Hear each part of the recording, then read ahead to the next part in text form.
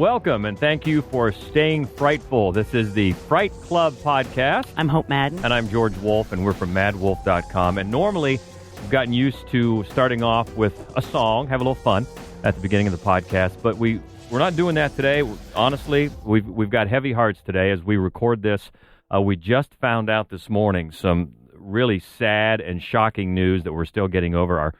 Our friend and colleague and senior Brit correspondent, when we were having fun with that, Craig Hunter, passed away earlier today at the age of 36. Just incredibly sad, incredibly shocking, and we're still kind of coming to terms with it, honestly. And so we just want to take a minute here and remember Craig. We got to know Craig through his website, screenrelish.com, and you know we've mentioned that on the podcast here a few times. We started writing, you started writing just strictly horror reviews, and then we started sharing with him all the reviews that we write for our site, madwolf.com. We do a lot of Saturday Screamers. Yeah, and it's a great website, screenrelish.com. He just put his heart and soul into it. A great website, not only for film criticism, which we mainly, but news, trailers, posters, TV posters. Stuff. We would get a lot of like breaking news just by way of that website. It's a great website. Yeah, and we got to know him, and he got to know us and what we liked, and he would pass on certain films to us that we really maybe would not have gotten to see. Right. Especially some horror ones. Right. To you, and but that's beside the point. That he was just a sweet, sweet man. Yes. Oh my gosh, such a nice person, and so supportive of us and of Mad Wolf, and you know, just collaborative like that, and supportive, and just the nicest person. So nice, and we always got a kick out of the fact of, you know, he was over there in Britain and Newcastle, he would say, not London, and the little terms, the little phrases, like when we would maybe do him a favor and he said, hey, can you review such and so? And we would say, sure. And he would write back with legends with an exclamation point. Or he says, hey, can you cover such and so? And we'd say, sure. That would be ace, guys. Yeah. You know, and just little fun things like that. And he had such a nice humor about him and a gentleness and a kindness. And of course, he did co-host with us about 6 months ago. Yeah. He was our senior Brit correspondent, offering his thoughts on best British horror that we pulled up again today and was listening to. In fact, he's going to do our Stay Frightful here at the end of the podcast, just as a tip of the cap to Craig. So we just want to say to his wife, and he's got a young daughter, and passing away, anyone passing away at such a young age, 36 years old, is just tragic. And we just feel our hearts are so heavy for his wife and family and friends and everybody in the community of Screen Relish. We've been going back and forth with some of those members today, sharing our thoughts, and we're just it's just one of those deals where you're walking around, you're so shocked, you don't really know what to do. I mean, when I read it this morning, I had to read the post 3 or 4 times, like, what does this mean? Like, is this really what I'm reading? So, you know, there isn't much else to say except that we really appreciated his friendship. We will miss him, and just our thoughts and prayers are with the family. Right. Yeah, absolutely. And so we just wanted to start off the podcast with that, and rest in peace, Craig. And with that, we thank you for your patience, I guess, because last week we did take the week off because we're here in a brand new studio. Well, I guess the studio's not, the equipment is new. Right. The building is still here, same building, but we have the sweet new setup with new equipment, and so we had to let the installers get in here and pull all the wires and everything like that. So we're back, we're rested, we're ready.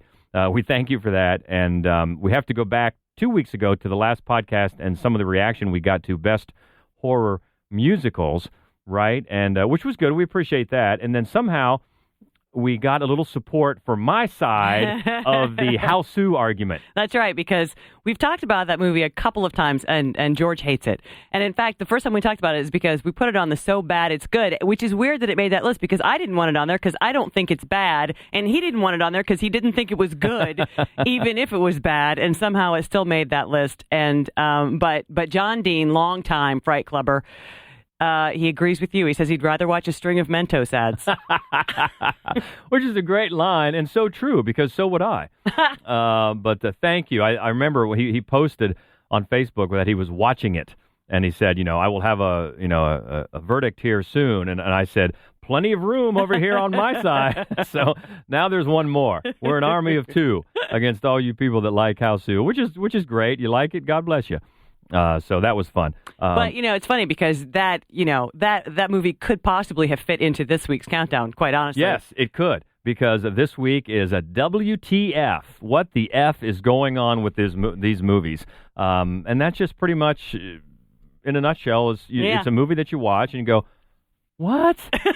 And there's a lot to choose from. In fact, one from just this year that we just saw recently, and some going back. A few that we've talked about before with good reason on the podcast, and ones that we like not only for their benefits as a genre piece, but just for their out-and-out craziness. Right, yeah, absolutely. And there are a lot of movies that we have talked about, and probably some that we haven't, that could easily have made this list. I mean, I started with like 25 and then paired back to Fuzzy Math 6. Oh, that's right. We've got 6. Yeah, we've got 6. But one, Pin. I can't believe, I mean, this goes to show you how many utterly screwed up films there are possible, because Pin didn't make this list.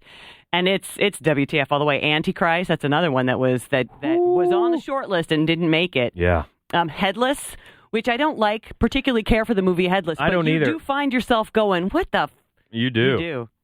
And we were talking about some that aren't really horror movies that just really, really do that to you. Yeah. Or borderline, like Eraserhead. It's borderline horror. Yeah, and the first one that Enter the Void was the first one I remember thinking, what the, that thing, it's not really a horror movie, although it is horrific. They have some very horrific images in there, and I always remember I watched that thing.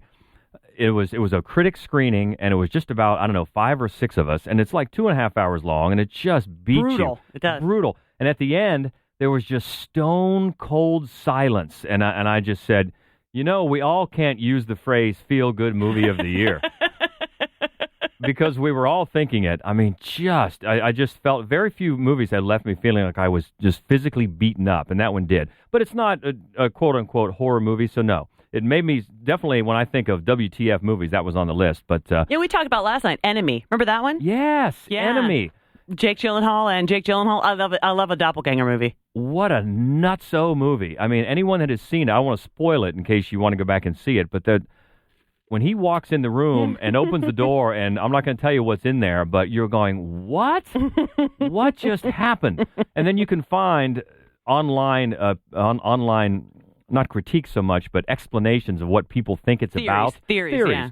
And, some are, okay, I'll go with that. Right. Why not? I don't know what the hell this is happening right now. But it's only from, 2 or 3 years ago? Oh, yeah. Maybe? It is pretty recent, yeah. So, yeah, not a horror movie, but you want to go back and do a real... Just weird as shit. What the F? It's Enemy is definitely one. So those are some that didn't make the list. So let's get to the ones that did. And it's Fuzzy Math for sure. And at number 6, one of our all-time favorites here on the podcast for many, many reasons. But we included this week at number 6 from 2011, the iconic The Woman.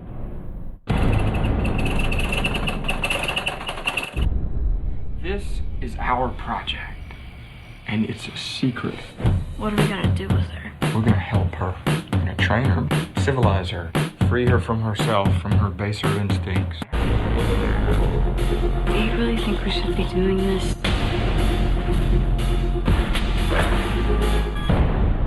Do we really get to keep her? We do. This movie is one of the reasons why we started doing a podcast. I just wanted an excuse to talk about this movie. I love it. It's nuts. It goes places you're like, where are you taking me? Like, please don't take me there. And just the longer you watch it, the more that is slowly revealed to you, the more you're just like, what the hell is happening here? But there's a real genius underneath there. Absolutely. And that is lost. That is lost, I think, on a lot of people. And we've talked about it at length, but one of the things I don't think we have mentioned before, that of the aspects of the movie that didn't make it in the final cut, I find it fascinating that there was an entire subplot that was left off concerning Peg's sexuality, her psychological state, and a sexual relationship between Peg and her teacher. Oh, totally. That would go into a whole nother area there if that was put in. So that was left off, and this one, I think maybe we first talked about it. We talked about it at length in our feminist episode with senior feminist correspondent Mel Starker, and I think it's fascinating to me that people miss that. They take just the fact that how she's treated and say, well, how can this be a feminist movie? Right. But I'll let you take it. Yeah, as horror porn, really, Yeah. because this man catches a feral woman and chains her up and seeks to civilize her, but he's a messed up human being, and you learn how messed up as the movie progresses. And I talked with Pollyanna McIntosh one time, and as we were waiting for a third person to join the call, it was an interview. It's not like we're friends, although let's pretend we are. We talked about when this played at Sundance, and a man stood up and just shouted at her and at the director, Lucky McKay, because he thought it was just pornography. And it's funny. I think the film, and a lot of Lucky McKay's films do, really makes specific, very pointed references to gender politics, and yes. none more clearly, or I think more effectively than the woman. Yeah, because think about it, the whole thing. Look, before they get to the woman, almost every other female character in that movie is being subjected by men, is being controlled by men, and regardless of what the instance is, they're being victimized by men in different ways. She has come up in a society that was not subjected to those gender roles. Yeah. And that's the entire, I think the movie is very clear about that. Yeah, the film itself, and not a lot of people realize this, it's a sequel to a film called The Offspring, which is not very good.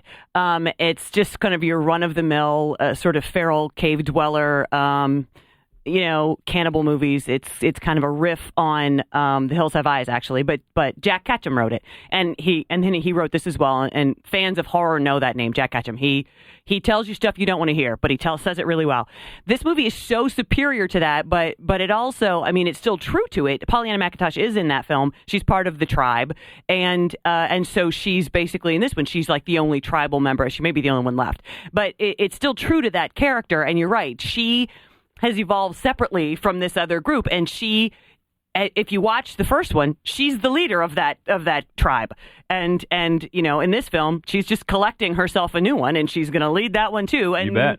And she's probably going to do a better job of it actually than Chris Cleese had been doing. Yeah, and it also has a great dark humor about it. The family dynamic in there is just wow. The cookies. The making of the cookies is one of my favorite scenes in the entire film. Yeah, but it has, I think, very clear things to say about gender roles and victimization and everything like that. And so, just as obviously you have a different perspective of me as a male, even I can see that it's very definitely a feminist film. Oh, absolutely. For sure, and I definitely can see that argument.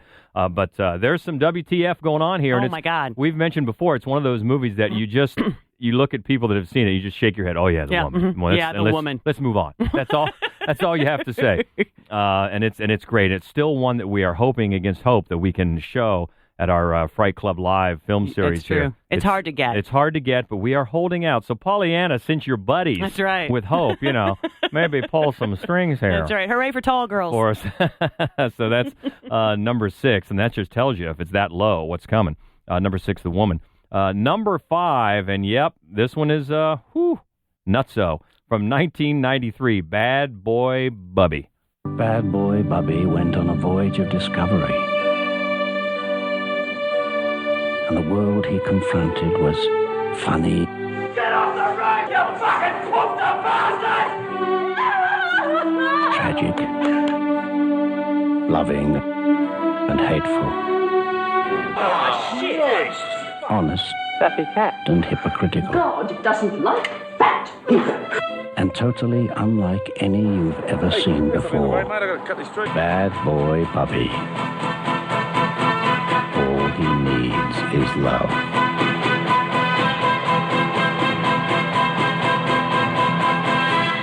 Now, here's one that almost made our best Australian horror list because it's great and it's Australian, and it is batshit insane, this movie. Oh, my God.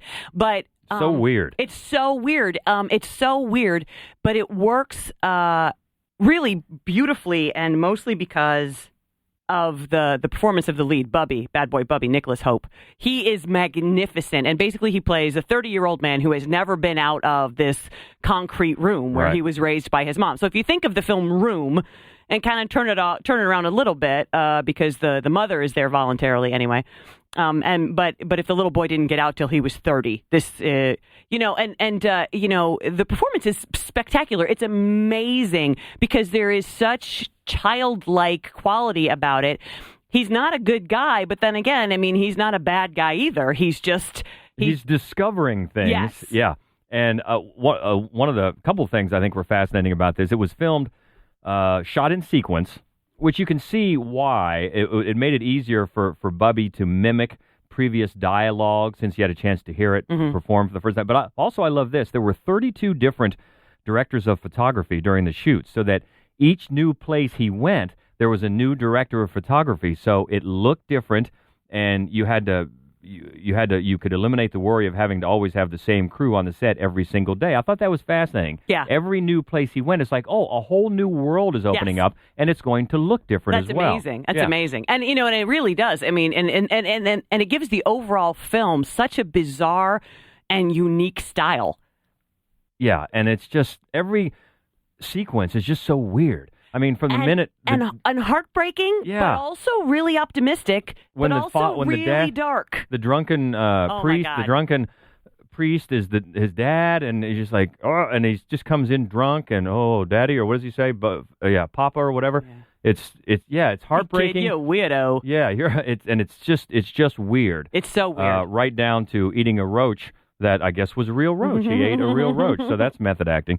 And little things like in the wheelchair robbery scene, that was actually something that I guess the director witnessed. He witnessed that happen, so that goes in there. But it's just a string. It's just a string of sequences that are just so weird, but makes sense in the narrative of this guy, like you said, who has never been out of this room, and he's just got this childlike wonder about what's going on. Yeah, but I think the other thing that makes it so painful is how he just is. He just accepts whatever happens to him, good or bad, and there's a particular scene that you just want to kill yourself. It's so awful and sad, and it's just this close-up look on his face of just resignation. This is happening right now. Oh my God, because you can't not think of him as a child, regardless of the fact that he's clearly an adult, and it's that. I mean, his performance is so good, and it carries the film because it's so 100% believable. Yeah, and then the whole, of course, icky relationship with his mother, that has obviously he's been there the whole time. So yeah, icky. They're close. Yeah. Yeah. Bad Boy Bubby, weird.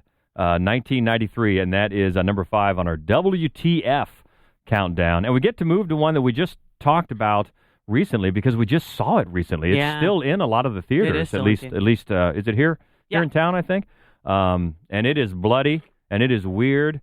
And it is hellish on all accounts, and that is from just this year. It's Baskin. Welcome to the devil's playground. You can try what you misplay. It's your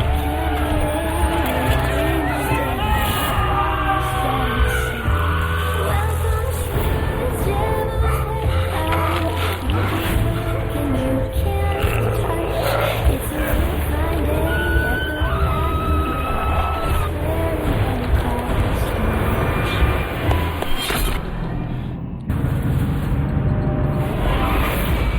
Now, this is actually a long version of a short film the director made in 2013, and Baskin in Turkish means police raid, and that is how this whole thing starts.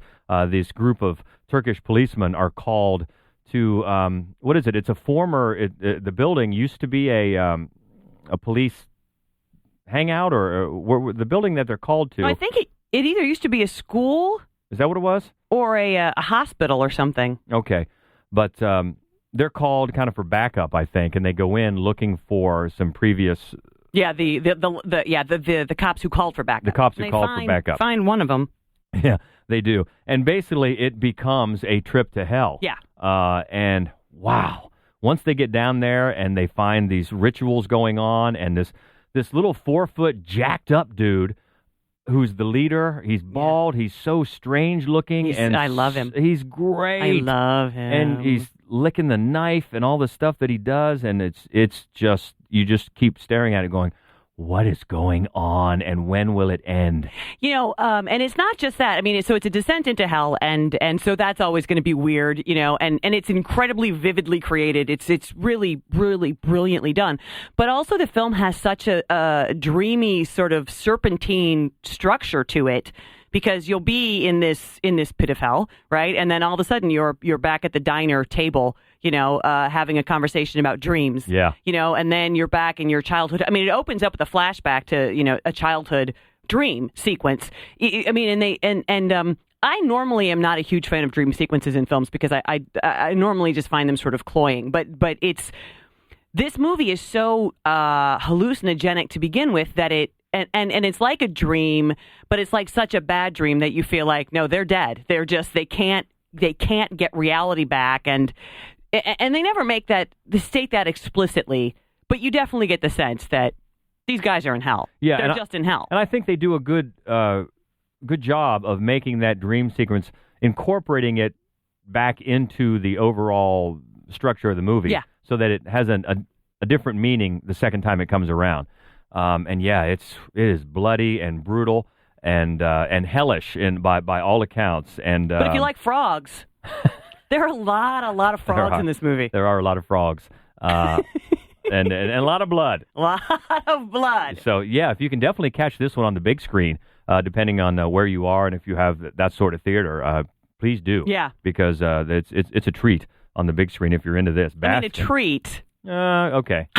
It's an experience. It is an experience, and it's a WTF experience. Yes, it is. Baskin. And one of the things the director said that he wanted to do, he wanted to flesh out the characters to have you really sympathize more with the villain rather than the victims. And I guess you count the villain as the short guy. Mm-hmm. I think he does that. I mean, he comes across as, well, he's being worshipped, obviously, down there in the basement.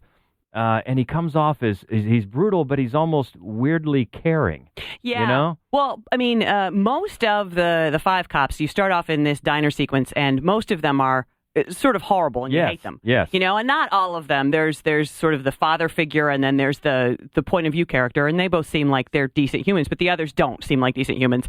But you don't want to disregard them outright. You don't want to see anything bad happen to them. But I mean, they do a nice job of painting them as not great people. Right. And I'm not sure, they kind of refer to him as father, the Mehmet, the little dude.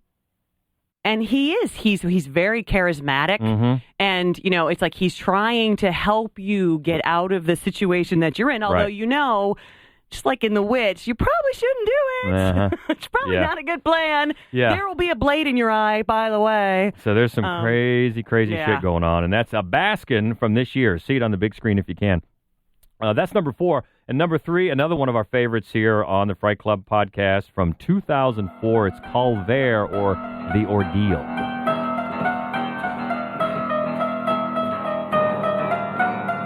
And anyone that has seen Calvaire, you immediately think of the piano dance, the weird piano dance. And that is just one We're going to do one. We're going to do a podcast of just dance sequences. Just dance totally sequences? Are, oh, that's got to be way up there. Oh, yeah. So weird. And it's all about the ordeal of Mark, this traveling performer who is broken down with his truck and finds comfort in Bartel's kind of farmhouse, and then Bartel really takes a liking to him and wants him to stay. And you want salvation to come for poor Mark, and then when it shows up, you're like, I think you're better off with Bartel. Yeah. Yeah, it's so weird, but so good, and it invites a lot of interpretations. I think mostly the mystery around this movie, a lot of the discussion centers around at the end when Mark says, I loved you, or at least you think that's what he says. And there has been discussion that that's not really what he says, because if you're watching a subtitled version, they have to put words there. But yet there's other people that say, in the real version of the movie without the subtitles, you're not sure that's what he says. But the subtitles went for saying that I loved you, which brings to mind a lot of things. Why would he say that? Right. Considering what's going on. So it invites a lot of interpretation there at the end. And there's people who think this is a very Christ-like story. with Mark and what he suffers. Sure. Everyone, Bartell and the woman at the beginning, right, wants to be close to him, wants him to show them affection, and he goes through this ordeal. So there you have that interpretation of it as well. You know, and one of the things that we have always said from the beginning, I think from the time I reviewed this movie when it came out, it's if David Lynch had directed Deliverance in French, this might be the film. That's a great run. It's a great summation, I think, because it's so true. You know, and it is super weird, and you're never sure what the hell is going on, and clearly everybody except poor Mark is just deranged, and there is the dance sequence, which is outstanding. Well, and one thing that I found really, really telling, if it's true, at least I found a quote that the director, Fabrice Duels, am I pronouncing that correctly, has said that in his mind, there are only two characters in the film, Mark and Bartell. And all the rest of the people that aren't Mark are actually variations of Bartell because everyone is desperate to be close to Mark. Yeah. Just like Crazy Bartell. So that's very interesting. Yeah. And you can see how that's true. Yeah. Everybody, boy, they give him, the eyeball. Who's the guy that's out? Who's he looking for? Is lost in the woods? Yeah, he's looking for his. Is it his dog? He's looking for his dog, but he brings in like a calf. Yeah, a calf. Yeah. But he thinks it's his dog. Yeah, but everybody has just looking at him in a way that's just sizing him up. Yes, worshipful. Yeah. So there's so much going on, and that's perfect for a What the F movie. Oh yeah. Because you're not sure, like the ending. Did he say I loved you? If he did, is it because he's taking pity on him at the time?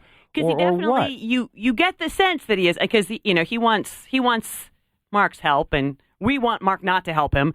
Right. And so you get the feeling that, and Mark's obviously been very changed by the whole experience, and maybe he's a little deranged himself at this point, but it's a beginning to end. It is just a brilliant and fascinating movie. It really is. And then there's the one scene when he has him restrained. He's got him restrained in a very Christ-like pose. Yes, absolutely. So there's a lot of different interpretations, and sometimes that's just good to leave them open-ended, and you take what you will from it. So Calvaire from 2004, number 3 on our WTF list. And moving up to number 2, this is one that kind of came out of left field. I totally had forgotten about it, which is funny because it's a Sam Neill movie, which, he's not an international superstar, but he's a very well-known actor. From 1981, it's Possession. 2 men and a woman no man could ever possess.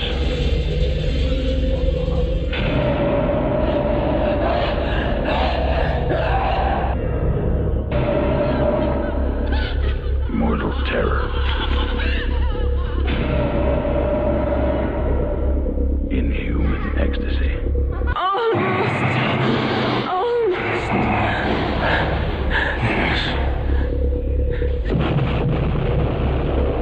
I wanted to show it to you. The darkness is forever. Possession. So actually, director Andrzej Zulawski, he just died very recently, and I think that's what in the last couple of months, which is maybe what put this movie back into my head, and it is openly and intentionally weird. Like, it's not trying not to be weird. It's not sort of just subversive and it happened. But it's it opens with Sam Neill's character, and he's leaving his job. Whatever his job is, they're not going to tell us, but those people are offering him a lot of money to stay. And you get the feeling that it's something government agency. Maybe he's a spy, or maybe he does government research. There's something weird about it, but he's got to go home to his wife. And then he goes home to his wife, played by Isabel Adjani, and there is something seriously wrong with her. Just so, but then... Well, he thinks she's having an affair. Yes. Well, she is. Yeah. In fact, the guy she's having an affair with is the least of anybody's problems. It just gets weirder just weirder and weirder and weirder as the movie progresses. And my favorite thing is so they have a little boy named Bob, which is just the funniest name for a kid, I think, and just the plainest name, and Bob is adorable. And then there's a lot of tension throughout the movie. I just kept thinking, it's not that I'm lazy, Bob. It's that I just don't care. Sorry. I just kept wondering, is anybody properly caring for Bob? Like, while all of this unseemliness is afoot? Is anybody looking after poor Bob? Oh, my God. Well, and just to show you how much of a what the F movie this is, Isabella Gianni has said that it took her several years to get over playing this role. I mean... Well, she plays 2 roles. She does. It's another doppelganger movie. But still, that's, wow, very, very taxing on her. It's also very David Lynchian. It is a little bit, but it's not dreamy like that. It's just very weird. Just weird. It's very, very weird. And Sam Neill eventually meets her lover, and he's pretty open.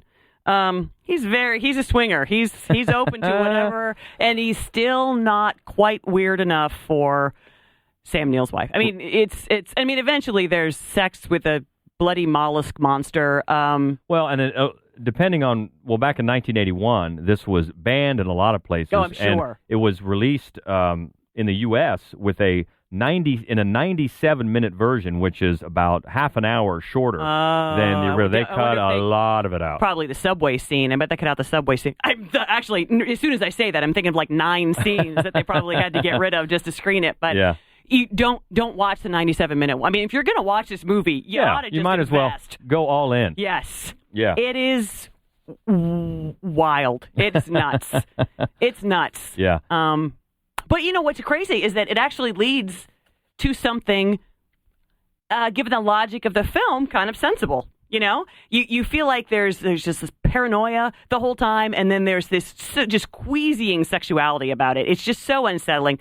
And then there's a bitchy best friend with a cast on, and you're like, how did you break that limb? It's just full of unanswered questions. Yeah. But it's definitely not unsatisfying. I mean, it takes you someplace in the end, and you're like, huh. Would you agree? I see a lot of comparisons to this movie and The Brood. Yeah, I mean, I could sort of see that. I mean, The Brood, it makes a lot more logical sense. But I think that yeah, I mean, I could see that. I mean, it's very much a corporeal horror, the kind of thing that Cronenberg. Yeah, Cronenberg tends to do. Mm-hmm. Yeah, I could see that. And of all of his films, I would say this is the most like that. But it's much more. It's much more what the F. Yeah, all absolutely. over the place. So, and that's about as much as you can say without spoiling too much. Right. I mean, it's going to be as most of these movies are. It's going to be open to your own interpretation. Well, that's the thing. Every single one of these is pretty much summary defying. There's no way. I mean, we couldn't even probably give you spoilers because they're not going to make any damn sense out of context. They barely make sense in context. So, if you're up for that, number 2 on our list from 1981, Possession, and this one leads to number 1, and I've got to break my arm patting myself on the back because I had to remind you of this, and you immediately put it at number 1. At the top, yeah. Because we had some fist fights, on the list as to which one was going to be the number 1, and I dropped this hammer, and it just boom right in from 2003. Go Zoo. And, of course, we got into this nuttiness when we talked about the movies of Takashi Miike, and that's why it just always stuck with me. As soon as you started talking about What the F, I thought of all the movies we've talked about on here, maybe none is more What the F than this. Which is in itself amazing because nobody makes more screwy, insane, mad movies than Takashi Miike.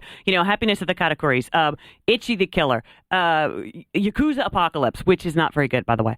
But I mean, he does make a lot of sort of beautiful and violent films, but he makes a lot of insane movies. He does. And the thing about a lot of his movies, this one in particular, that you start wondering about, are you going down roads that aren't there? Because you start reading so much into certain things when there's a good chance he just said, what the hell? Yeah, exactly. Just put it in there. Yeah. And you're thinking, well, he must mean this. And no, just what the hell? Just put it in there. Yeah. And I think this movie is full of those types of sequences. It really is. There will be times when you're watching it and you think, is it like an inverted Oz?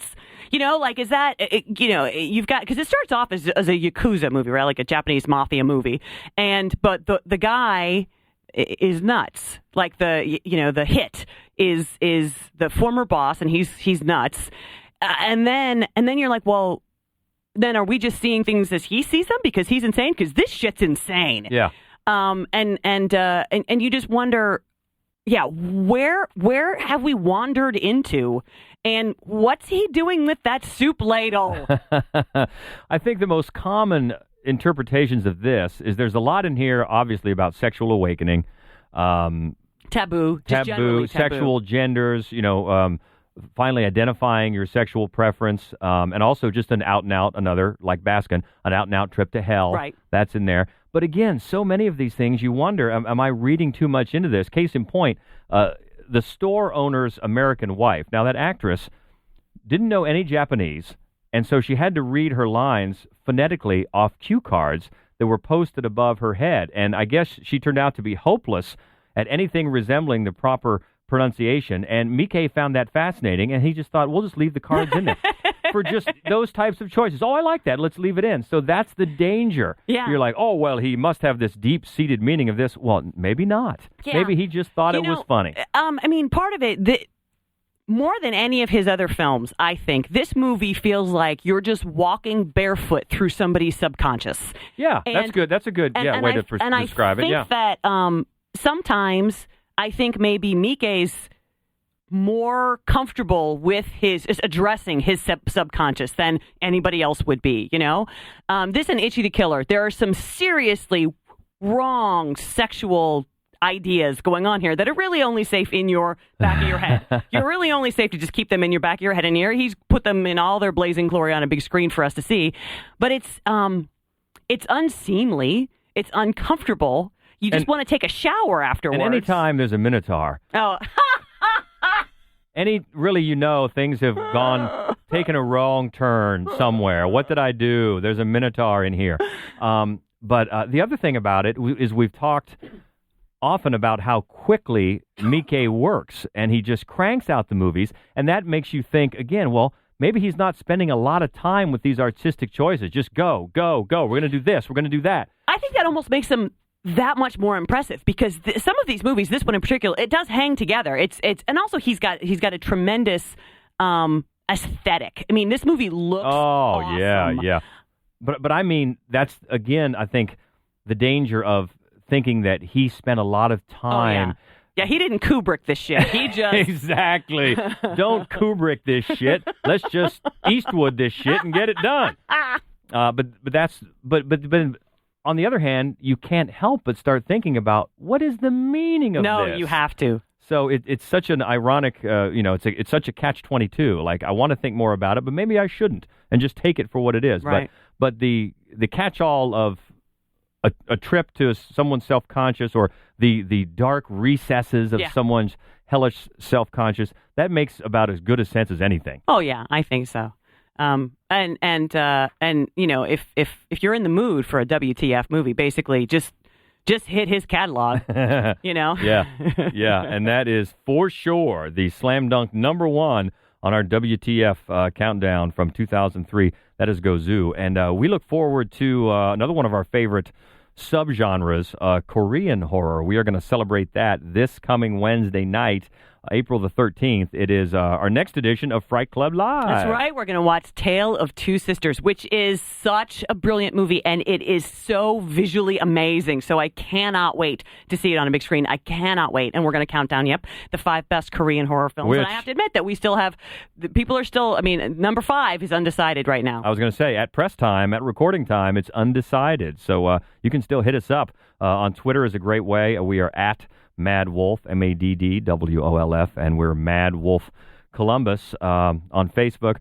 Always love to hear from you. We keep conversation going as well on the Columbus Horror Society on Facebook, of That's which KILL. Mm-hmm. KILL, of which our dear departed Craig Hunter was a member, and there's a lot of remembrances going on there today all over Facebook. So we know what we're going to do. We're going to let him take us out on the show. We'll leave a little moment of silence, and then Craig will give the Stay Frightful. So, Craig, we thank you for your friendship, and we will miss you. The future of ScreenRelish.com, we don't know. We'll see where that goes. If it continues, we certainly want to be a part of that. So check out ScreenRelish.com in the coming weeks if you can. But definitely hope you can stop by the Gateway Film Center. Again, that's High Street Columbus, Ohio on Wednesday. Our next edition of Fright Club Live should be fun. We start with a little happy hour, and we'll definitely toast one to Craig. And then we do the podcast about 7:30, and then about 8 o'clock we have the movie. And it's one that, as Hope said, you definitely want to see on the big screen if you at all are in the area, and we'd love to have you come by. So until then, I'm George Wolf. I'm Hope Madden. And this is the Fright Club Podcast. Stay frightful, my friends.